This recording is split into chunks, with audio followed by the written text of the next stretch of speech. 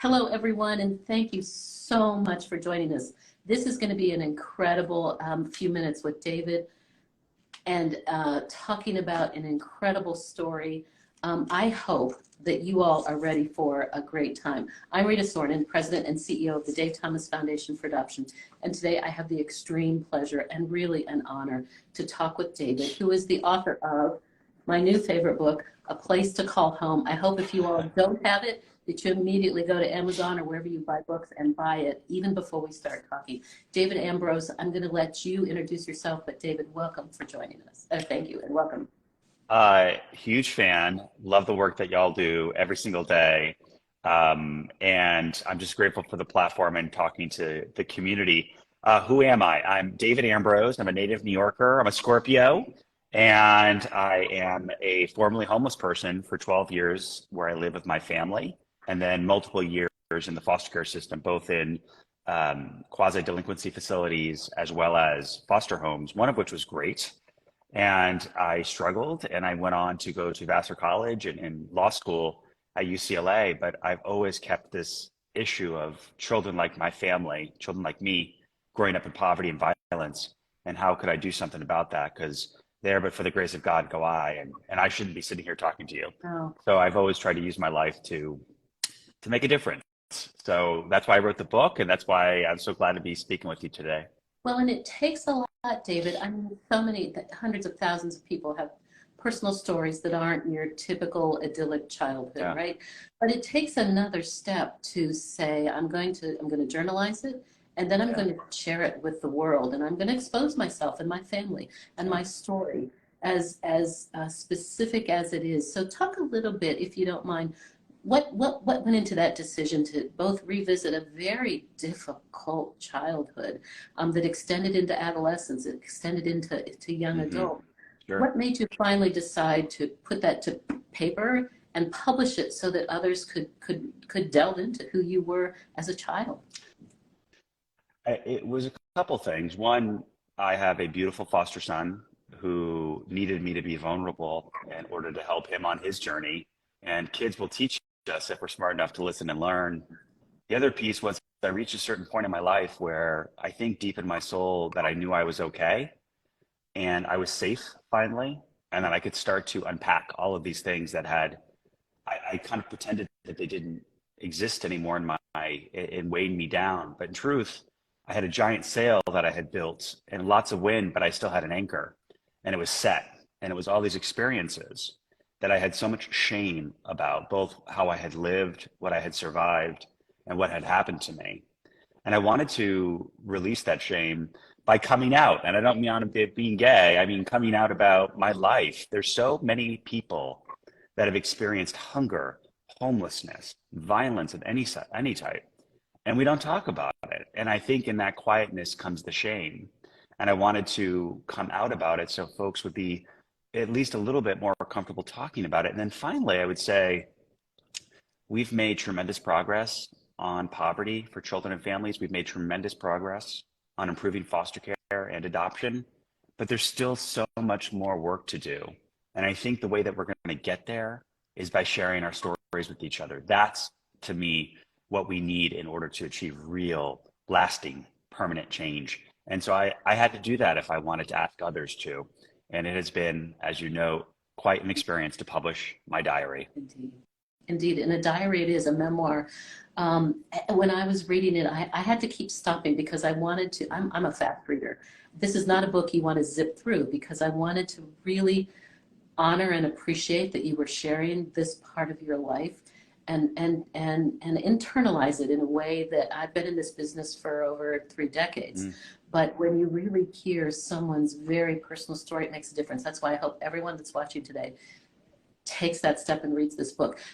You started to talk about it, David, and maybe you could do a little bit more. And certainly from the first page of your book, you make it very clear that the reason you and your mother and your brother and your sister were in the system is because of poverty and is because of mental health issues of your mother. Certainly that led to other kinds of things, abuse and neglect and all of those things that bring kids into the foster care system. But talk about that phrase that you use a lot, the criminalization of poverty, Sure. and how that was your movement and your family's movement into the foster care system? Absolutely. I think it's quite clear that we have made it really hard to escape abject poverty in this country. It is this inheritance that children and communities get so seamlessly. It's a poverty of hope. It's a poverty of job opportunities. It's a poverty of quality education. It's a poverty of systems that are supposed to be designed to lift people, like my mom, and they're not. They sort of do the opposite. They give us this illusion that we're helping, but people like my mom would be required to fill out applications for rental assistance, and you needed an address, and we were homeless, or we would have to go sit in the welfare office to qualify for food stamps. You couldn't make an appointment. You just go sit, and you may or may not be seen that day. And that means the kids aren't in school and parents aren't looking for work. Or in order to get welfare, we would tell my mom, who's mentally ill, you have to go look for a job. And if you're not, we're not going to help you. But if we don't help you, you can't get stable enough to go look for a job. It's this impossible rubric that someone like my mom with so many issues would have to have crossed, which is impossible. And then I think about poverty programs, criminalization, with regards to foster care. 2/3 of the kids ending up in the system are there because of neglect. Neglect is often a euphemism for poverty, which is a euphemism quite often in this country for racism. So we hypervigilize communities. Mom misses the rent, or dad's engine breaks down, or just some sort of crisis happens. And 2/3, we put those kids in a system that is already overwhelmed. And what happens? Well, they come out the other side with horrible statistics. So what if instead of those 2/3 entering the system, we decriminalize poverty? What if we helped families either form them or preserve them, instead of putting kids through the meat grinder of what foster care can sometimes be? Yeah. Thank you for that. And by extension, at one point in time, simply because they didn't have a placement for Yeah. you were placed into a juvenile justice system, into a juvenile detention center, without, well, speak as much as you want about it, but talk a little bit about that experience and how that by Sure. extension gets so interwoven into the child welfare system. We're supposed to be protecting kids and helping families thrive, and yet we move so many children into a system that just seems to exacerbate the challenges they already have.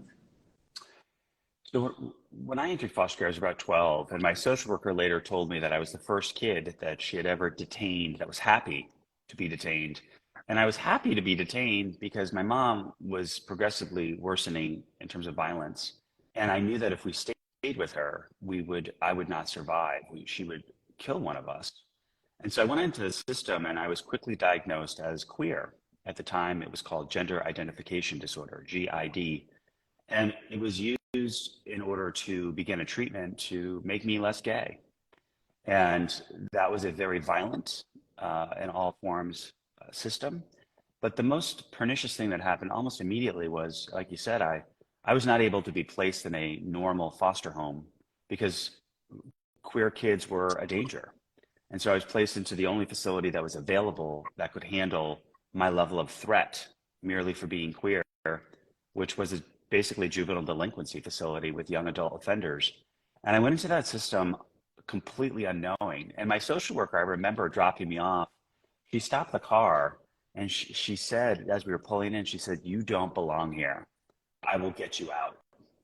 And she didn't, not right away. And it was a very violent system. Almost immediately, I was assaulted and went into a horrible mental health maltreatment regime.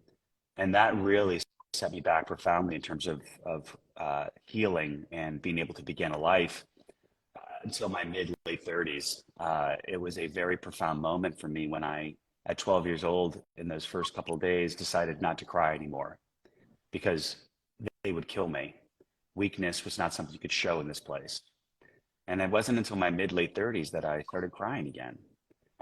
It was a profound impact on me, both as a human and as a queer man, to get over what both society had told me through its apathy and discrimination, and then the system which tried to fix me. I did have one positive, amazing foster family that embraced me and tried to help me on that journey, but I just wasn't personally healed enough to accept that love, that unconditional love. Yeah. Yeah. No, thank you for sharing that. And again, I encourage people to dig in and read this and understand what this is, because we all have myths and misperceptions about why children are in foster care, why families move in there, why they harm their children, what the system is like. But you give it such a firsthand, true experience of what it is. And by extension, your personal experience and the experience of thousands of children who will do self-identify as LGBTQI plus, and a political movement now that isn't really very accepting of children in the foster care system. Absolutely. What can we do? How do we counter that message that somehow LGBTQ kids are, don't deserve the same safety and protection as everyone else? Today, 30% of kids in foster care identify as queer, LGBTQIA plus. I use the phrase queer. 30%. It's triple the general population. I don't need us to be tolerated. Toleration is not acceptable. We need embracing families. What can we do? Number one, we need folks to step up, foster, and adopt. We need folks who are ready to, they don't have to be queer. They just have to be loving humans that want to accept somebody for being a piano player or avid reader or someone who loves another person of the same gender or is a no gender. We just need people to step up and raise their hand. Concurrent to that self-responsibility that we all have, we need to continue to fight for equality in the different systems. Today, queer children are being debated all over the country. It is the main topic of politics, it seems, even as we face climate change and economic uncertainty. We're debating transgender children and whether or not they deserve humanity and human treatment and equal rights. Queer kids hear that, and they're flooding the system. Number one, people can step up either as a volunteer, mentor, foster, or adoptive parent. Number two, make sure you're fighting within your jurisdiction and then outside of it for better policies, that you're doing whatever's in your purview to do that. Is it posting? Is it talking about it? Is it donating? Is it showing up at a meeting? We have to get active because the kids need us to. They don't vote, they don't have money, and they don't have political power. They need us old people to represent them and their best interests, because we know that the best way to have a healthy, successful child is to love and embrace them for all of who they are or are meant to be, not slice and dice them of who we want them to be. And having gone through a rather brutal experience myself, I know that coming out the other end, it takes decades to recuperate from that type of maltreatment and apathy.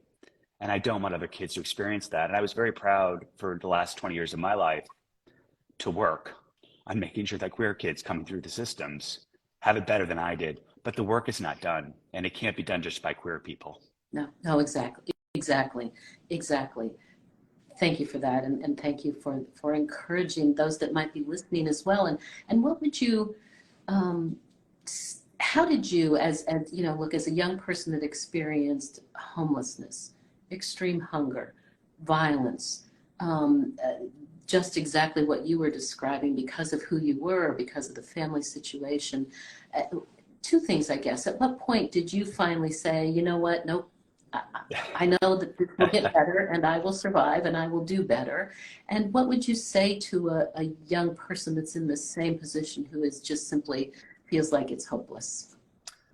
Well, I'll tell you a story. So in my mid-30s, I had developed a coping mechanism, which what I thought of as a shelf. And I would take these things, even as a child, these assaults, physical, fearful, actual, and I'd put them in neat little boxes and I'd put them on a shelf and I'd label them. So I could know where they are, because you need to know them in order to survive, but you didn't have to feel them. And when I was in my mid-late 30s, the shelf broke and my coping mechanism went away. And then all those things came on and fell on me. And one of the things I did was I went to Burning Man. And, Burning people love to talk about Burning Man. So I'll tell this briefly, which is I went to Burning Man, and it's a great story because they have this building that they build out of wood. It's a giant building the size of a Costco. And you're supposed to put your pain up on the walls. And it could be writing, it could be an artifact, it could be whatever. And I wrote a letter to my 12-year-old self the day before I went into foster care. And I just said, "Dear David," and I wrote that I'm so sorry for what's about to happen for years, but you will come out the other side and you will be stronger for it and you will live a life of purpose because of it. It does not negate what's about to happen or what's happening to you, but hopefully it's a light that you can walk towards to get you through. I am not going to BS young people. I hated when people did that to me. It is brutal, and it can be brutal, even in the lack of violence. Even in that, it can still be brutal. It feels invisible and unsafe. As a queer kid, sure, even as just a kid in the system. And what I say to young people all the time is that is true. And what you're experiencing is true and valid. But you will come out the other side. You will get to the other side of that long, endless, seemingly sea. And what do you want to be over there? Because you have a whole life ahead of you. And I hope that in that they find hope. I hope in that they see a future to get through whatever rough patch they're going through, either in foster care, homelessness, or whatever it is they're experiencing. That's what I wish I had been a little bit more knowledgeable about myself, looking back now. And that's why I wrote that letter to my 12-year-old self. Thank you for that. I love that story. Thank you. I know that throughout the book, you were very gracious, and this is genuine. I don't think this is just something you felt like you had to write. Very gracious in saying, with all of the horrendous things that happened and people that otherwise, reading the book, you get very angry at these people and you say, how could you possibly do this to this young man? You had this sheen of, yes, I was hurt, but I understand why you did this. I understand who you are. That's a unique perspective. Did you feel like initially that was part of who you were as a very young person, or did you come about that later in life, that I simply have to understand why people are put in these positions to do what they do? They don't intend to harm. They have mental health issues. They don't intend to be so traumatizing to children. They just don't have the education, perhaps, to understand what they're doing. How did you come to that point of view? It's a point of view like yoga. You have to practice. Forgiveness is not a one and done. And before I even get to the actors, I think about society. We have 8.4 million American children living in poverty. 1 out of 4 kids is starving today. And if you think about those children, what are their parents eating? We have a society that's selectively decided that it's okay. Every day, all of us participate in that. And how do I begin to forgive individuals when I have to start with the reality that society has developed a system that puts people like my family where we were? And if we disappeared or died, no one would have cared. We would have no one would even know our names. And so first I had to figure out what was going on in the world, where it was okay that a family like mine lived on the streets. I had to learn how to move through each day with that giant burden of the public's apathy. And I remember one day on Grand Central platform in New York City, I was begging, and the crowd just parted ahead of me, came back behind me. They never even looked at me. This was a packed concourse. And I remember thinking to myself, I am invisible. And every day when we step over a homeless person, we think in our head, I can't help that person because. And the revolution that we need to have is, I can't do X, but I will do Y. And so before I even get to the individuals of the memoir, what I would say to folks is, we're all participating in a system that could work harder and do better, and that's on us. The individuals, I think if I had been weighed down by all the justified anger, I would have sunk. Yeah. And starting with my mom, who, because of her illness, if she had had cancer, we would have rallied around her in March. But because of mental health, it's such a shame in this country. She is what she became, which is she became homeless with children, and she was violent. But I chose, and I choose as I opened the book, to my mother, who taught me to forgive. And she did that because each day, if I wanted to get through the day with this person who I needed to survive, I had to work with her. I had to love her and have her imperfect love. And then I went into foster care, and I'm like, oh, all adults in systems are like this. They just don't have the excuse of mental health.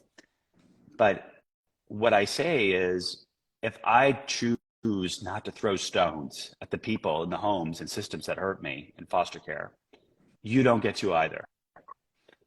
What you get to do is raise your hand and say, I will do X, whatever your X is. Because those folks, I talked about just a few, the homes I was in, at least they opened their home. At least they opened their home. How many of us do that? How many of us even know how foster care is run in our community? How can we condemn people when we ourselves have not stood up and raised our hand and taken any action? So that's how I choose to do it. If I chose otherwise, I would be destroyed. And so I very early decided I had to move through the world and deploy forgiveness, because Lord knows I would want it too. I'm not a perfect human being. And if I want to move the public to do something, we have to stop yelling and screaming at these people who shouldn't necessarily be foster parents, who may have maltreated a child. Yes, we should follow up on that. But until we look in the mirror collectively and decide what we as individuals do to help these children and families and communities, we really aren't getting anywhere. We're just yelling at the same people who are still opening up their homes while we do nothing. Brilliant. Exactly, exactly.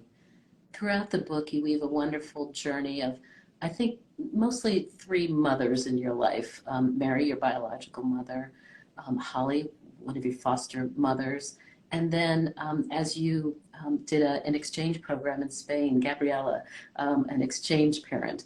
Can you talk about that? It's a beautiful picture when you finish the book and step back and think about those three influences in your life. Do you want to maybe just share a little bit about that trio of mothers?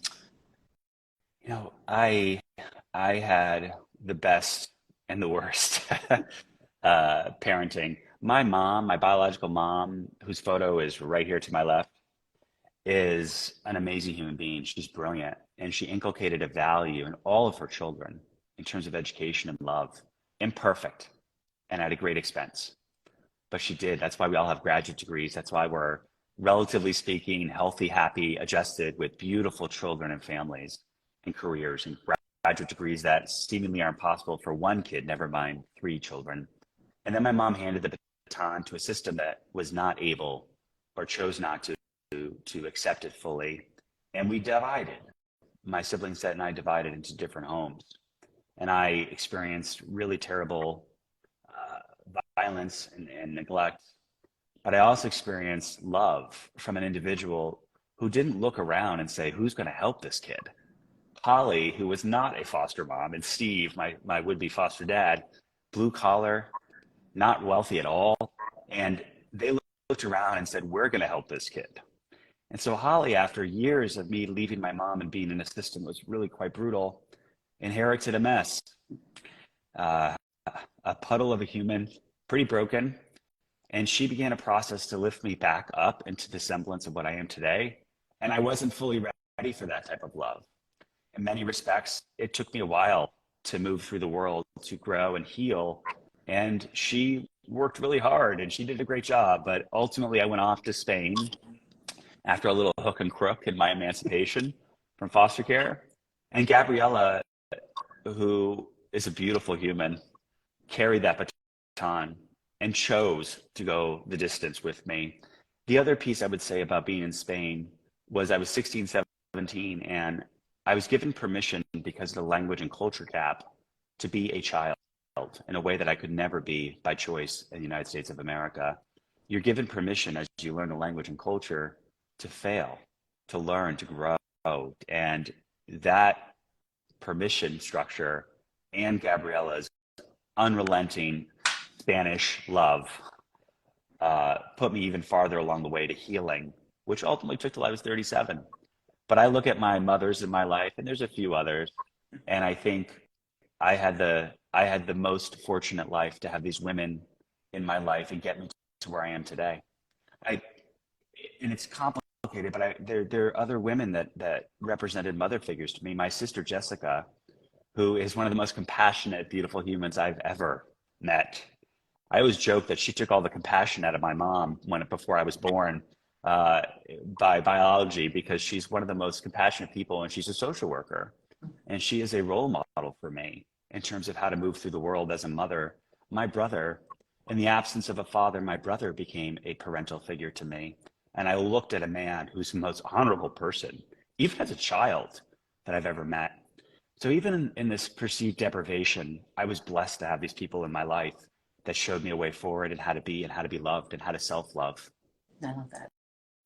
And you speak, and your biological mother spoke a lot about education, clearly understood the value of education, and reiterated that often Yeah. um, to all of you. And when you finally did get to college, got to Vassar, talk about both the success that was able to bring to your life, but the challenges even there of getting to college and the challenges that still exist in universities with kids that have been in foster care or foster kids. They may get themselves to college, but that doesn't solve everything. Yeah, absolutely. You know, less than 50% of foster kids graduate high school. And foster care is a system designed to reunite families. And we send kids onto the world with 50% of them not even accomplishing a basic degree of high school. Less than 3 to 4% will go to college, and a small percentage of that will finish, even 2 year. And that is why we have systems of inheritance of poverty and lack of opportunity, is we're not preparing young people to achieve what they need to reach their full potential. When I applied to college, I remember so clearly I had to write this letter about I don't have parents. You had to prove, I had to prove in my financial aid application the absence of something. How do you prove a negative? What the hell is FAFSA? How do I fill it out? I don't have $65 to attach to an application for college. And so I would write these letters and I'd say, Dear college, I do not have $65. Here's why. Dear college, there are gaps in my grades because I moved around so damn much, but I have tons of potential. Read more. And a lot of the colleges sent back their letter. They sent back the packet because I didn't have the money. Yeah, it's crazy. And crazy, but that is what it is. But one college did not. Many colleges did not. Vassar being one of them. Vassar reached out and said, we got you. We have something called need blind admission. You are admitted and we're going to figure out your financial aid. I thought, oh my gosh, this is great. This is problem solved. But when I got to college, I realized that I was a unique kid for them. They had never really dealt with someone like me. And I didn't have enough money to buy school books. I didn't know what to do when the college closed for winter break. I was in a culture of such casual consumption that it was overwhelming. I remember someone said, let's go get sushi. And I'm like, what the hell is sushi? And the way people just spent money, and I was counting every single penny. My first winter break, I slept in my car till I got a hotel. And I had to hustle with all these jobs just to pay for other things. But over time, Vassar learned to embrace me and support me. My years went on, I learned how to find and secure scholarships beyond just the basic financial aid. And I had to figure that all out largely by myself. There were no one in my life other than my brother and sister who were also struggling similarly. And ultimately I did it, but it was brutal and it was hard. It was needlessly hard. Today, I think it's better. I know it is at Vassar. They've really stepped up, and I know that there's improvement at public colleges and universities, tuition waivers, things of that nature. But even aside from the money, what it takes to get through college is really challenging mentally. And without a steady force in your life, guiding you, helping you, encouraging you, badgering you occasionally verbally, stick with it. Go, you're going to get it done. It's near impossible, which is why the statistics are so low for foster youth graduating college. And we could do better. Yeah. And you have a specific recommendations for colleges now, don't you, about set aside dorms? Yeah, so I believe truly that we can fix the problems that confront foster care today. We have a country where over half of the population of homeless in the United States of America have experienced foster care. Over 30% on the West Coast, are former foster youth between the ages of 16 and 24. We're emancipating our children into homelessness. They're not addicted. They're not mentally ill beyond PTSD. And we are forcing them onto the street. And then we're shocked when they go back and through another door into a different part of the system, or their children do. So what I propose as an example of a concrete solution, just one, let's build dorms at community colleges. Let's emancipate every foster youth into a vocational, a 2-year, or a transfer degree so that they can reach their full potential. We have plenty of lawyers. We don't have enough blue collar people in this country. We have a vocational crisis. We own the car factory called the community colleges. We own the engine factory called foster care. We have cars with no engines on the street. We need to connect them. And to me, that's using this beautiful, amazing resource called community colleges to help foster kids achieve whatever it is they can. And we should do it. We own the land. We don't have to build parking. You can have a couple kids to a room. Is this going to solve everything? No. But does it get us on our way out of this symptoms approach to fixing things? Yes. We can reach scale, and we can end poverty and the inheritance of such for foster kids coming through the system. My afterword of my book, I call it a memoir with a mission, is a love letter to America, to policymakers, to individuals of what we should be advocating for to end this system as we know it. And that is a concrete solution that colleges can do to help foster children achieve. You also have some great concrete recommendations for foster families, foster parents. All we read in the news now, state by state, we get those state clips every day here. We need more foster parents in the state. We need more foster parents. Even though the number of children going into foster care has been reduced temporarily, I think significantly, there's just a lack of foster parents. But you've got some very specific recommendations on who those people should be in order to support the children under their care and how we can support those foster parents. First, it's to remind folks that foster care's goal is to reunite families. We give the power of the state to the state to break up families, and we should be very covetous of that power. However, families sometimes do need to be permanently broken up, and that's why there's 40 to 60,000 kids at any one time waiting to be adopted from foster care. However, for the kids that are going to stay in the system, what are we doing to make sure we're recruiting the right folks that want to do this? I always start from a place of gratitude to the people doing it. What I usually hear is, don't people do it for the money? That's the first thing folks bring up. And instead of attacking that question, I just say, why don't we give gratitude to people who choose to open their homes to America's children? Why don't we thank them? They're poorer than most of us. They are opening their homes at great expense in every way of that word. And instead of condemning them, I start from a place of deep gratitude. However, I also want more people to do it. So this is not about pushing people aside. It's about bringing more people in. How do we do that? How do we get middle-class people to foster? What are they worried about? They're worried about pension and retirement. They're worried about their kids' college, their own kids, and they're worried about healthcare. Those are the three main concerns for many people in the middle class. What if they became federal workers for the purposes of benefits? What if after 5 years, your kid got to go to college for free if you became a foster parent? What if your biological kid went to any state school in the country for free? What if you got health benefits like a postal worker? All of a sudden, these things that hold people back, the concerns of the middle class, would be partially addressed. It's not a perfect solution, but it would get thousands of more people. We don't need millions of people to foster. We need thousands. And this is a concrete solution that's actually so affordable. And it doesn't have to be the federal government. Your county could choose to do this. Your county has county workers. Make foster parents the beneficiaries of that. That is a key ingredient. If we're keep putting something out on the road with no engine, we have to ask ourselves, what are we doing? And in this instance, we need people that foster and have the skills, capacity, and support to do so. We need more of them. We need to take the pressure off the system. I once asked my sister, a social worker, what do you do for a living? And she basically described herself as Airbnb.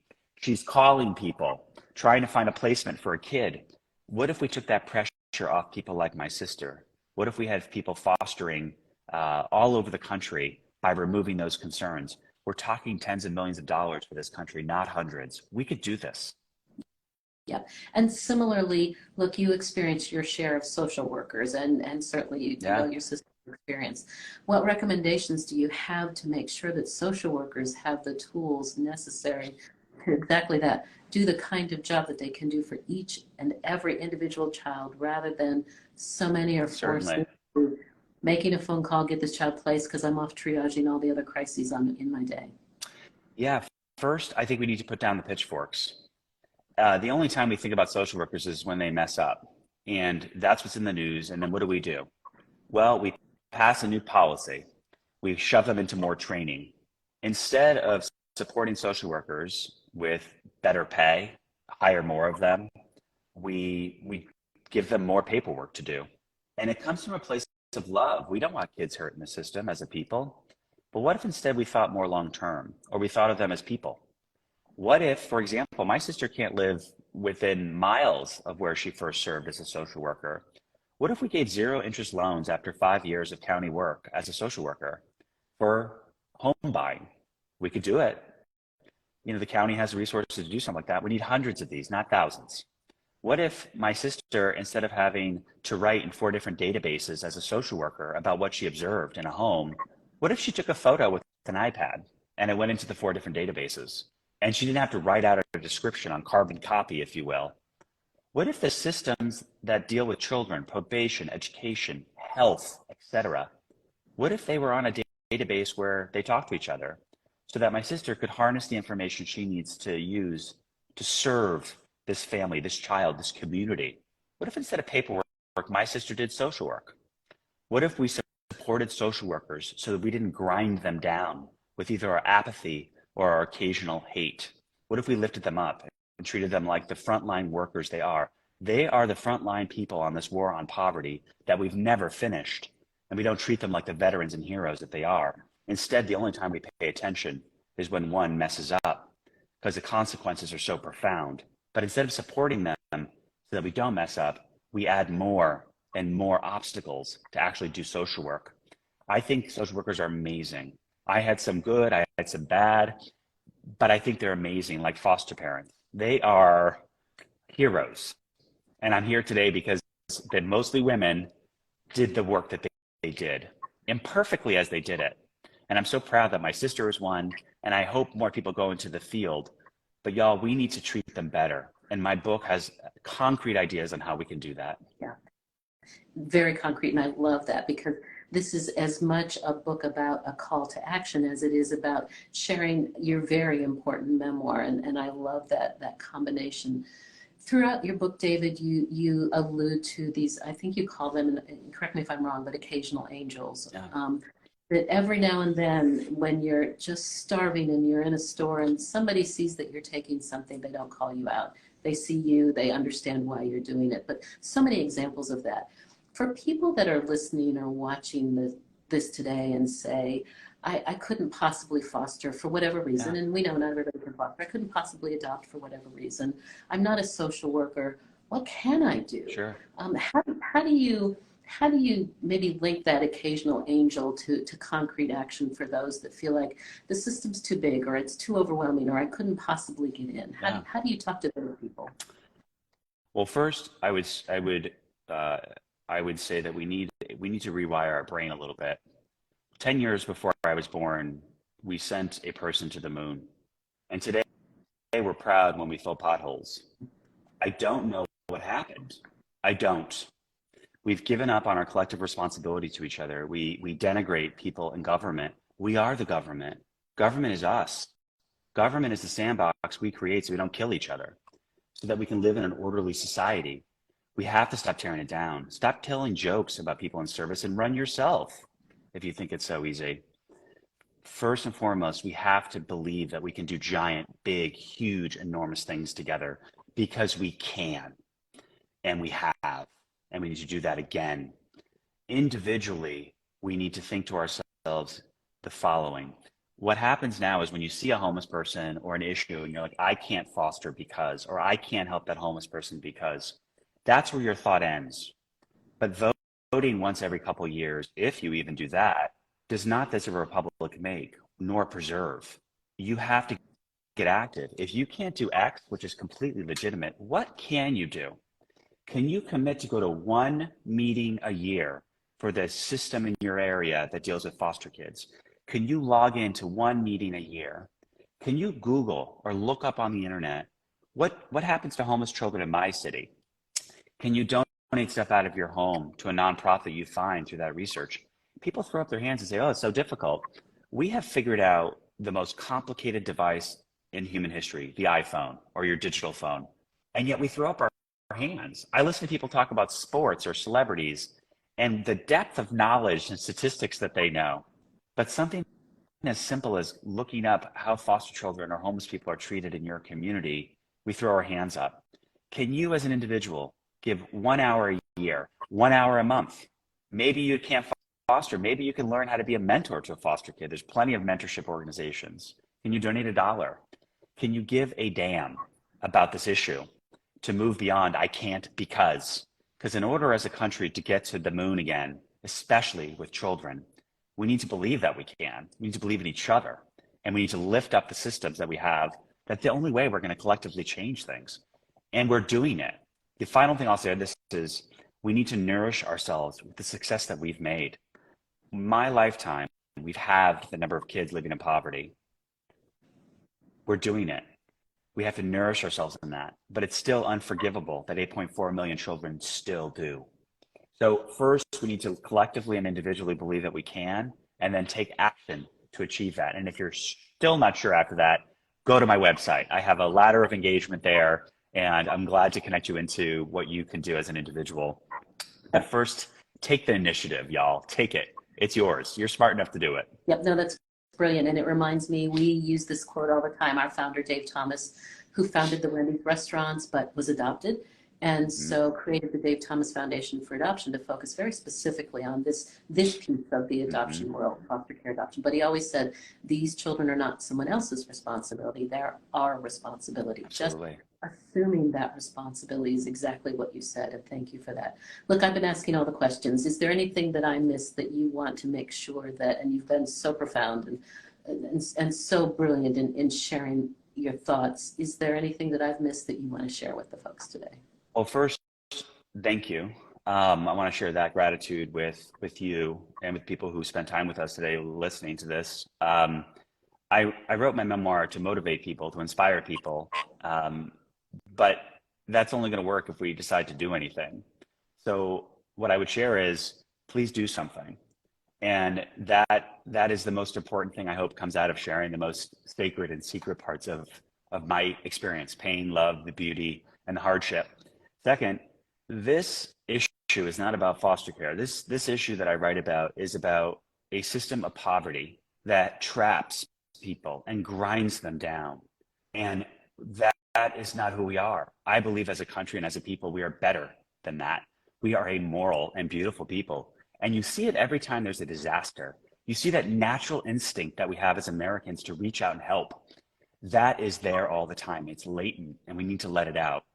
And we need to let it out in a way that addresses poverty. Not since 1999 have we talked about, in a presidential debate, poverty, children in poverty. That phrase has not been used, child poverty, since 1999. We talk about coal miners at every single debate, and we should. There's a couple thousand of them, and they matter. But should we talk about the 8.4 million children in poverty? Yes. How is that going to happen? You, every single one of you, have to demand that we center children, and children in poverty in particular, in our dialogue, our politics, our voting. Kids in poverty are really about families in poverty, which are really about communities in poverty. My memoir is a love letter to this country to rise up and go back to the moon and end this issue. We can do it.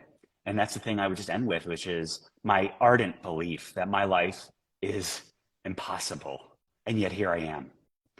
So I think we could do that with all of the children in this country. No child is disposable. And our apathy is no longer acceptable. We're better than this. And I think we're coming to terms with that. And I think you're seeing the change. But I hope this lights a bigger fire in all of our hearts and our guts to make that change faster, because the kids are waiting. I am certain it will. I am so grateful to you today for sharing and talking and helping us all think better about what families and children deserve in this country. And it's not what they're getting right now. So thank you for that. Thank you to everyone that's watching. Look, please go to David's website. Please, again, buy this book. You'll be tabbing it like I did. It's all kinds of things that keep me thinking and keep me, I think, realizing that I haven't done enough, and we all collectively need to do more. This is National Foster Care Month, so if you need any more information about this narrow range in the conversation of poverty and homelessness, that piece that drives people into foster care, if you need more information, please go to the Dave Thomas website, davethomasfoundation.org. But I encourage you, first and foremost, to go to David's website to learn more from his point of view, to engage, and to get this place better for children. Thank you, David. Thank you so much for talking with us today. You all. Thank you.